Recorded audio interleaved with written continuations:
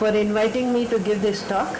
You know, I always love to talk about monsoon, and I hope to bring out towards the end the critical role that data assimilation will play in our monsoon prediction. So to begin at the beginning, the problem is prediction of the Indian monsoon. And you know, these were the traditional forecasters, the Nandiwalas, who used to not only generate forecasts of the monsoon, but also whether the next offspring is going to be the son or a daughter.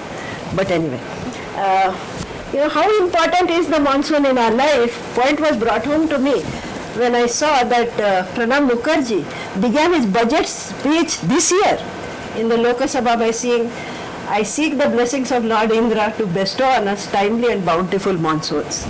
So for all our economic reforms, we still depend on the monsoon. So this is a brief outline, and I do hope I can finish in time. First of all, what are we trying to predict? Why are we trying to predict it? What is the current state of art? How good are the predictions? Then a little bit about background about the system responsible for the monsoon, and how do we go about improving the predictions of the monsoon.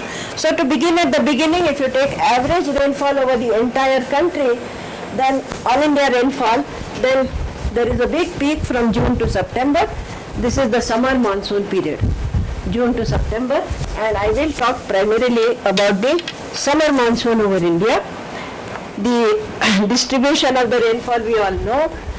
This is of course the high rainfall because of the Sahyadri, but the major rain belt is over this monsoon zone here, and it's the variability of this rain belt which leads to the variability of the monsoon or the all India rainfall. Okay, so what is involved in monsoon prediction? Today I will talk, of course, monsoon prediction involves prediction on various spatio-temporal scales. But today I will talk about the largest spatial scale, namely all India average, and consistent with this spatial scale, the summer monsoon rainfall or June to September total rainfall that occurs over India as a whole. Now the long-term mean is 85 centimeters or so, and the standard deviation is only 10% of the mean. So the Indian summer monsoon is one of the most reliable elements of the tropical climate. Okay. Now ISMR less than 90% is considered a drought, you know, roughly one standard deviation below the mean, and ISMR is all India summer monsoon rainfall, and ISMR greater than 110% is considered as excess rainfall season, and between 90% and 110 we consider it as a normal monsoon. Now what you see, we are very rich in terms of data on the monsoon. So what you see here is a picture from 1876 onwards of the departure from average, what meteorologists call anomaly. Okay, so sticks above the axis mean more than average rainfall, sticks below means less than average rainfall. Green sticks mean that the average, the rainfall is more than one standard deviation away from the mean. Red stick opposite, it means droughts, that is the deficit is larger than one standard deviation. Of course there are lots of interesting things you see here, including how droughts tend to occur in bunches and so on, but I am not going to talk about that. We will talk a little bit about the recent droughts that have occurred. See 2000, in between, you know, there were hardly any droughts from 88 to 2002, then came 2002, 4 and 9, and last year was a good monsoon. So we have had a large number of droughts. Okay, and this is the same picture but for the satellite era, for which we can understand much more how the variability arises. Okay, now despite the monsoon being so reliable, why is there so much demand for predictions? One would have thought that over so many years of civilization we have adjusted to the vagaries of the monsoon. The problem is that the impact still is very, very large, although the variation is typically only 10% of the mean. Now, we looked around for quantitative assessment of the impact of the monsoon because we generally read about it in the newspapers. But I chased a large number of economists in the country and found they had not bothered to assess this at all. So we decided that we will do a simple way of assessing what is the impact of the monsoon on agriculture and GDP. Okay. People know that there is an impact, but there was no quantitative assessment. And around this period, data became relatively easy to get. So what you see here is, I'm not going to go into detail, this is the percentage departure of the all India monsoon rainfall. So this side it is deficit, this side it is above normal, and this is the impact on food grain production. Okay. Now what you see is that the curve is highly nonlinear. There is a huge impact of deficit. Compared to that, say 10% or 15%, compared to the impact 15% deficit, impact of 15% excess is hardly anything. So this is a very asymmetric kind of situation. This is of course the food grain production, and we expected that with all the economic progress, perhaps monsoon should not have so much impact on GDP. In fact, they used to say it's going to be monsoon proof, our economy. But nothing like that seemed to happen. And impact on GDP is very high, particularly in the last, even in 2002 and recent droughts, 2009 I don't have the numbers estimates yet, the impact has been 2 to 5% of GDP throughout these 50-60 years. So the impact of monsoon is huge. So what did we find? First of all, that there is a marked asymmetry in the response to monsoon variability, with the magnitude of the droughts being much more than that of surplus. And I don't want to get into it, but this is very worrying in terms of food security. Because although the rainfall is not changing, if you are losing more in deficit years than you are gaining in above monsoon, above normal years, it's not going to be a stable situation. Okay. The most striking feature is that the impact of a severe drought has remained 2 to 5% for the last 5 decades, despite the marked decrease in the contribution of agriculture to economy, which has decreased from 50% to almost 20% by now. And this is because agriculture also has an indirect impact on GDP, since even now the livelihood of over 60% depend on the monsoon. So we estimated that for a drought of moderate intensity, which is much less than the 2009 one, for example, that is 10 to 15%, at current levels of economy and production, the impact on GDP at 2006 prices is around 50,000 crores or more. Middle order scam, that kind of impact it has. Okay. So the prediction of the interannual variation of ISMR, and particularly for occurrence or non-occurrence of extremes, that is droughts or excess rainfall, continues to be very important. Okay. So how are we doing in terms of this prediction? Consider the experience of 2009, which we all know was a severe drought. In June there was a huge deficit, 47%, July somewhat less, August and September again deficit. Seasonal deficit was 23%. June to August, because we have most predictions are available for June to August, the deficit is 36%. Okay, and this is the way the distribution is. Red is very deficient, 20% to 60% over the entire monsoon zone. Peninsula didn't do so badly, but the entire monsoon zone suffered a very severe drought in 2009. So how good have our predictions been? We knew that the predictions were not good, but Ravi actually put it all together and looked at, now you know many centers around the world generate forecasts which can be downloaded for the entire globe and for the monsoon in particular. So when he did a quick look assessment of the forecasts that were available before the monsoon of 2009, we found that predictions for the rainfall over the Indian region made in April and May, made with either atmospheric or coupled models, as well as multi-model ensembles from different centers of the world, are available for rainfall June to August, and that's why I had mentioned that 36%. Almost all the models for June to August, for which the observed all India rainfall was deficit by 36%, did not even predict a deficit, leave alone a severe drought. Okay, and this is the state of the art models, let me tell you. Okay, so and this was not a new experience, because as in 2009, in 2002 and 2004 also, no model had predicted a drought for us. So the models are not doing well enough. Now why is the skill so poor? How do we improve it?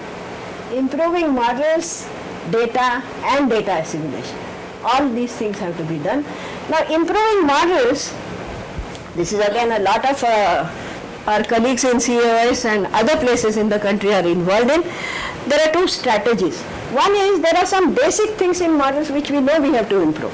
For example, parameterization of clouds. You know, clouds are a subgrid scale phenomena. and you have to take them into account properly in models. And this is a very tough problem for the tropics. Now we in India have new observations also about clouds, again done by Bhatt and others, but all that has not been put into model sets yet. So this is an open problem, cumulus parameterization for example. There are many such basic improvement of models. There is also another way to improve them. See, by observations we know what are the basic features of monsoon variability.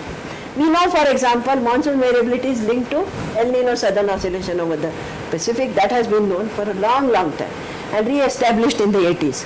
So there are some basic features of monsoon variability which we know from observations, and we want to see the extent to which models are able to reproduce them, because unless the models can reproduce these basic features, they are not going to be able to predict, right? So both these approaches have to be adopted side by side, and assimilation of which facets of ocean atmosphere system is critical. That also understanding we would get by looking at both what the system is like and what are the models missing.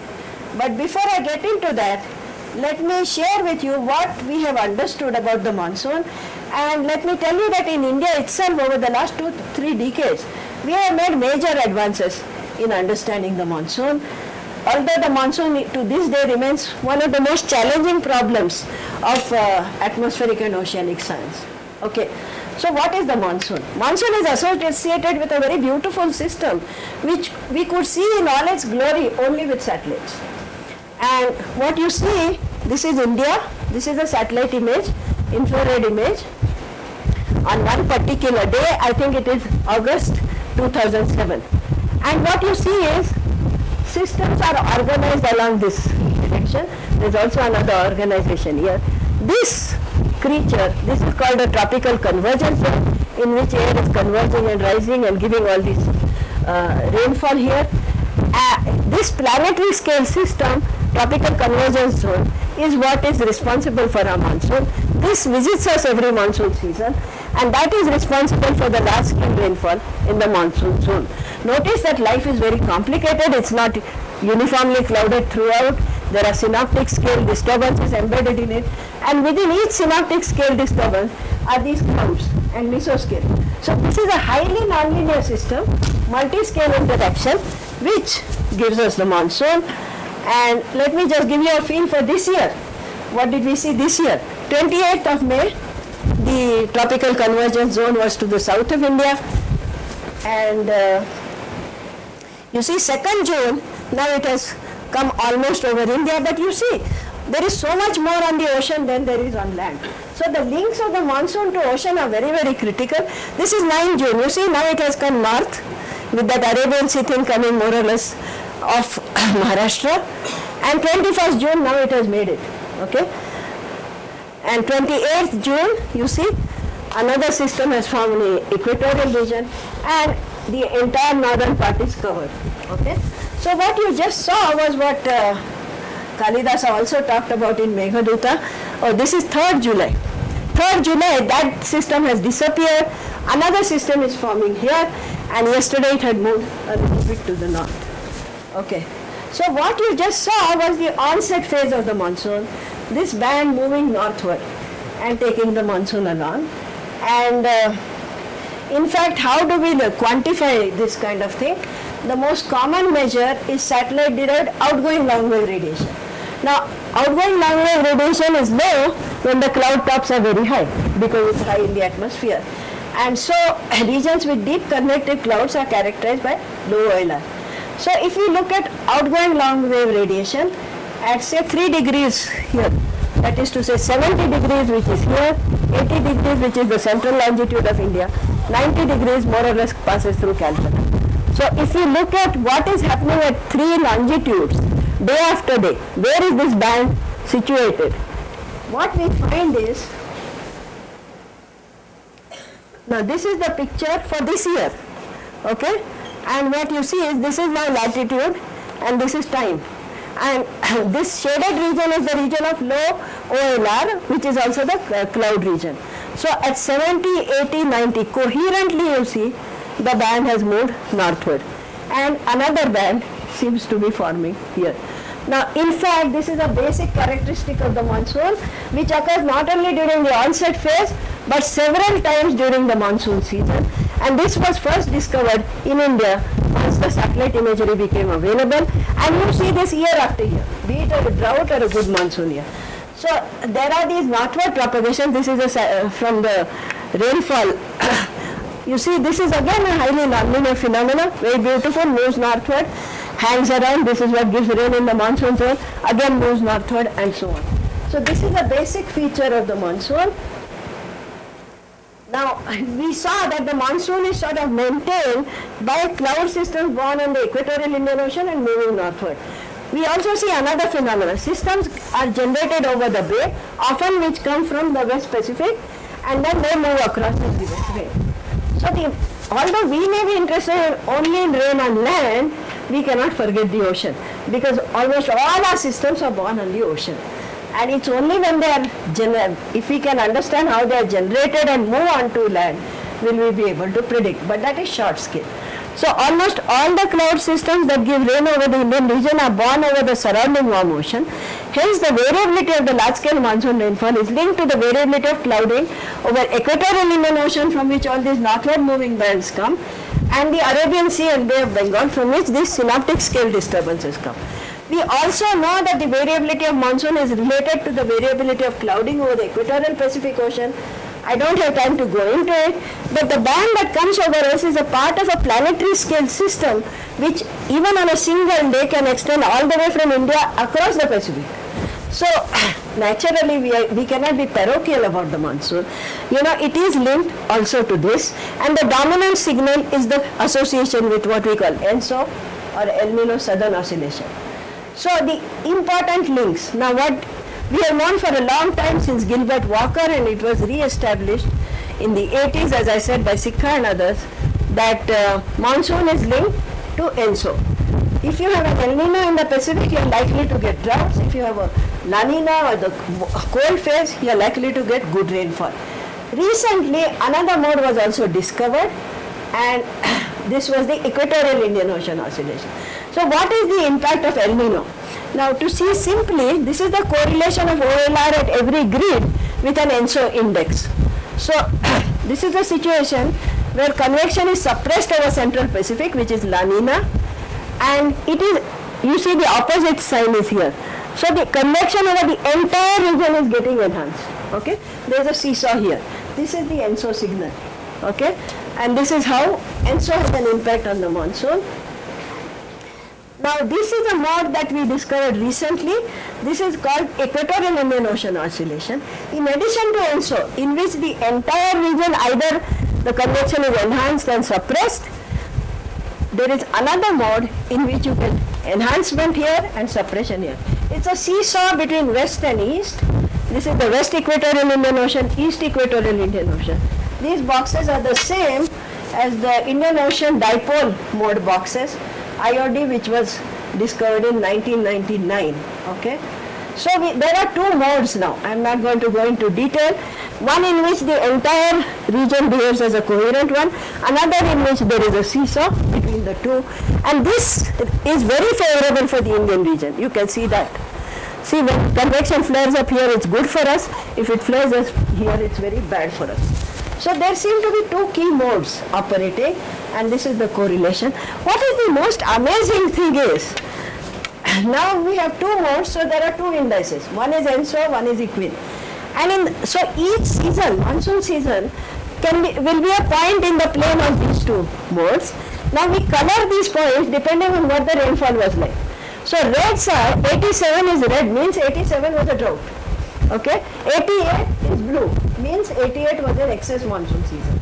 We have plotted only extremes here in this phase plane, and what you see is amazing. I mean, despite all the non-linearities and complexities of monsoon and meteorology, what you see is a very clean separation in this plane of only two modes, mind you. Clean separation between droughts and good monsoon. Okay, so excess monsoon and droughts very cleanly separated in this plane. So for extremes, if the models can get these two modes right and the links of the monsoon to these two modes, we should be in good business. So this is a very amazing result. Now let me just point out that in this there are special years. This is Equin and this is ENSO. So ENSO is favorable here. So we have the case of 88 in which actually both were favorable. This quadrant both are favorable. 88 was an excess year. Look at 94 in which actually ENSO was highly unfavorable and still we got an excess. And that is due to the Equino. So we will just look at this and as I said 94 was an excess monsoon with Equino favorable but ENSO unfavorable. Whereas 88, 61 were with both favorable, and in fact 2009, as all the other severe droughts, 2009 is here, they are in this quadrant, which means both factors were unfavorable for all the severe droughts. Now how are the models doing? Okay, this is one intercomparison of all atmospheric models, 20 of them. This is an international project, AMIT. Atmospheric GCMs are run with observed SST, and this is the observation, this black stick, and what we are looking at again is anomalies, departure from normal for the models as well as for actual. This is the 88 excess monsoon year, and you see almost all the models at least got the sign right except for one. Okay, so you would say, oh, not bad, models know how to do it. Then you go to 94, and 94 this is the observation and this is what the models are getting. Okay, so it is very clear that the skill of atmospheric models in simulating droughts and excess rainfall seasons associated with ENSO is higher than the skill in simulating extremes associated with Equino. So we came to the conclusion with Rajivan and others, Ravi also, that we need to improve the link of the models with Equino.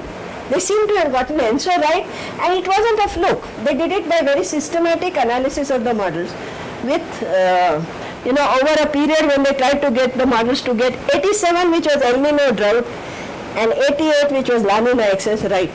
See, these models are highly complex and nonlinear, and one can tune them. And this is what was done, and eventually ENSO link was captured, but Equino was not. Now, with coupled models, things have changed a little bit. And now let us see what happened in 2009, and I show you the results for CFS, which is a model of the NCEP, National Center in the USA, which in fact people are going to adopt now for the so-called monsoon mission, which is going to be undertaken by the Ministry of Earth Sciences. So these are the predictions of CFS. What is the nice thing is, not only did they predict 2009, but they also generated what they call retrospective prediction. In other words, run the model with initial conditions and so on from 81 onwards, and generated with that same model, what would their predictions have been. So let us first see how did the model do in 94. Fantastic. This is observed, this is CFS. 94, they got it right. This is a coupled model, not an atmospheric one. What did they do in 2009? 2009 they predicted an excess. Okay. Now how did this happen?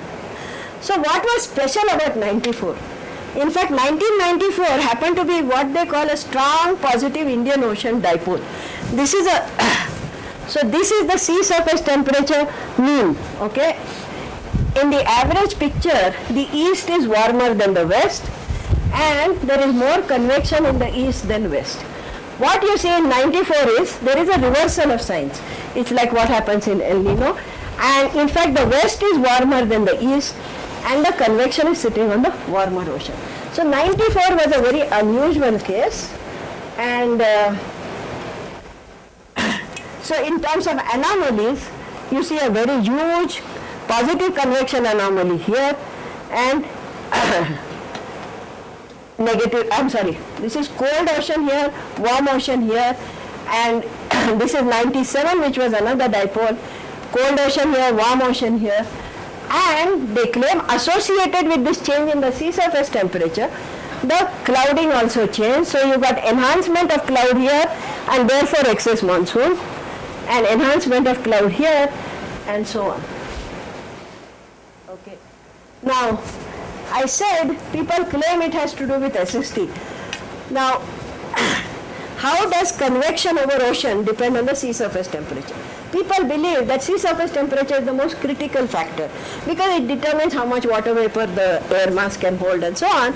And in the Pacific, El Nino Southern Oscillation case, sea surface temperature has been shown to play a very critical role. You have a colder Central Pacific, you get La Nina. Warmer Central Pacific, you get El Nino.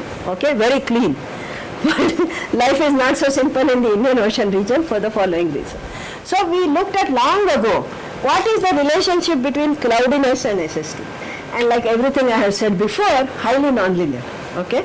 So what you see here is if you take the North Indian Ocean as a whole, and at every grid point, every month, you have both OLR and SST. So what is plotted here is simply the number of points with this SST and this OLR. Okay? And OLR 270 is very high, that means cloud free. 165 is very low, means intense deep clouds. This is cold, this is warm. Okay? So this is a 2D histogram if you wish. And what you see is that below about 26.5, almost the entire region is cloud free. Above 27.5, you can get anywhere from cloud free to intense cloudiness. Okay? So there is a threshold of about 27.5, which you can also see in the mean picture, that with sea surface temperature increasing, the clouds in deep clouds increase, but beyond about 27.5 it is flat. What determines whether you will have deep clouds once this threshold is crossed is dynamics. Okay? If you have ascent of air and everything is favorable, then you will get clouds. Otherwise you will get cloud-free conditions even over a warm ocean. Now let's go to the eastern equatorial Indian Ocean, which is so critical for our Indian Ocean dipole. And what you find is all the color dots are where the average of that eastern equatorial Indian Ocean is less than 27.5. These are these positive IOD events where convection is suppressed. And here, how much convection you get doesn't depend on SST at all. And most of our Indian Ocean region, most of the time is above the threshold. So it's more difficult for us to determine when we will have convection than it is over the Pacific. Life is just more complicated. Now this is the variation of the vertical profile at EEIO, and this is where I think the data assimilation part I am coming to. Let us look, now this is the average temperature of the box over the eastern equatorial Indian Ocean, and this is depth, okay? And this is warm and this is cold, and what you see here is that cold water rises above to go to the surface in some years. And those years are 94, 97 and 2006. These are the Indian Ocean dipole events in which it occurs. And in other years you have a very warm ocean right up to depth. Okay. Now what was special about 94? Now this is the May picture. This is an average from 0 to 10 degrees south. Okay, and this is going now east 50 degrees to 110. 50 is the coast of Africa and 90 will be Calcutta, and this is towards South Asia, Southeast Asia. So this is the May picture, and this is all warm water, this is cold water. Okay, this is climatology, average for many years. I'm sorry, this is 94. And how does it differ from climatology? That the warm layer is shallower in 94 compared to the average. Okay, and this is in May, and in June you see it has become even shallower as opposed to climatology. So lot depends on the initial conditions before the monsoon. What was special about 94? That it became cold. Now let us see, why did this CFS get 94 right? This is the CFS rainfall anomaly simulated by CFS, and it got it right. You see, there is more rain or more convection here, excess rain here, suppression of rain here. So it got the signal beautifully as is observed. Okay, somewhat more intense than observed. So CFS did fine for 94, but if you ran only the atmospheric model, remember none of the atmospheric models got 94 right. So if you ran only the atmospheric model, then you would get a drought over India, despite this equinox. Okay, so this is all consistent, but we are happy that it got 94 right. And why did it get 94 right? because it could get the sea surface temperature anomalies right. Now what happened in 2009?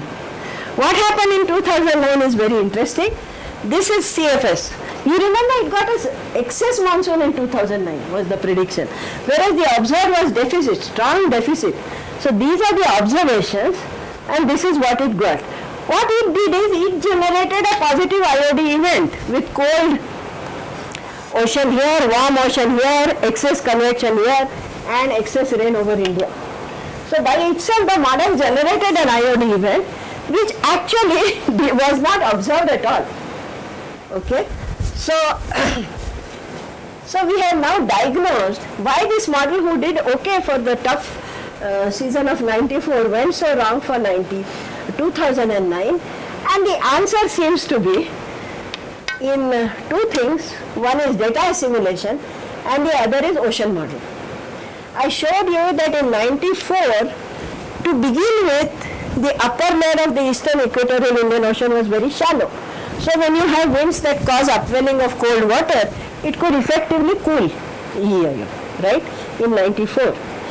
And in fact, it appears that CFS did okay in incorporating that initial condition and marching forward.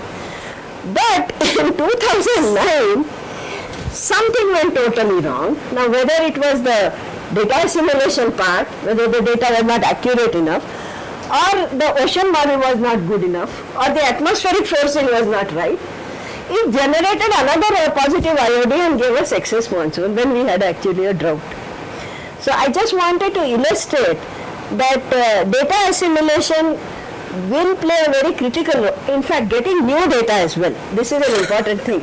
I mean, one does tend to talk of data assimilation taking into account whatever data are available, but one must remember that for ENSO, the fact that you have TOGA-TOW arrays which give even today very detailed measurements of the ocean profiles with depth, temperature, salinity and so on, has made a huge impact on what we can do with ENSO. So for India, Equatorial Indian Ocean, we need that kind of an array, and we need good ocean model and good data assimilation if we want to get the monsoon right. Because it is very clear that even on the seasonal scale now, we need to improve not just the models but the data as well as data assimilation. You know, this point was very clear for shorter range forecasts because people had shown that if we could only assimilate the satellite radiance data, we could have predicted the Bombay rain event. Maybe not 95, maybe 85, but pretty much, you know, in the right ballpark. But for seasonal forecasts, I myself was not aware of the impact of data till I started thinking about it. And this particular thing that we saw with the CFS model, which is the latest NCEP model, seems to be convincing that we need good models for the ocean, we need good data in the ocean, and we definitely need good data assimilation for this.